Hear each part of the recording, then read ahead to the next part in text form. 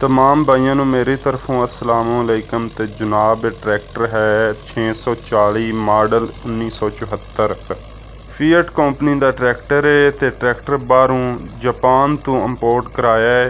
तो standard pump दे विच tractor है।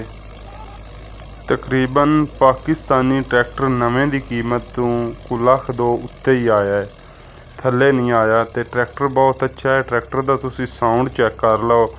Thresher ते पाया है, मंगर शरीफ वालियां दी वड्डी थ्रैशर है। तो ट्रैक्टर का साउंड चैक कर लो। तकरीबन 12 बजे का टाइम है। तो अगू जाली भी ला दी है भी ट्रैक्टर नूं हवा खुली मिले।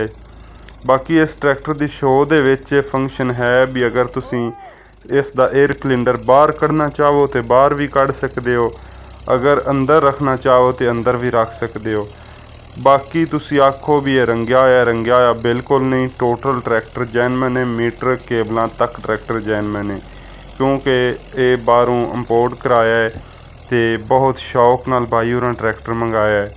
तुसी इसकी मुकम्मल वीडियो वेखो तो थ्रैशर दे उत्ते इसकी परफॉर्मेंस भी देखो और इसका साउंड चैक करो। बेहतरीन साउंड है और बहुत प्यारा ट्रैक्टर है। आपदे पाकिस्तानी ट्रैक्टर अजकल 2025 मॉडल नालों भी बहुत अच्छी इसकी परफॉर्मेंस है और साउंड बहुत अच्छा है और इसकी एवरेज भी बहुत अच्छी है। खूबसूरत ट्रैक्टर है।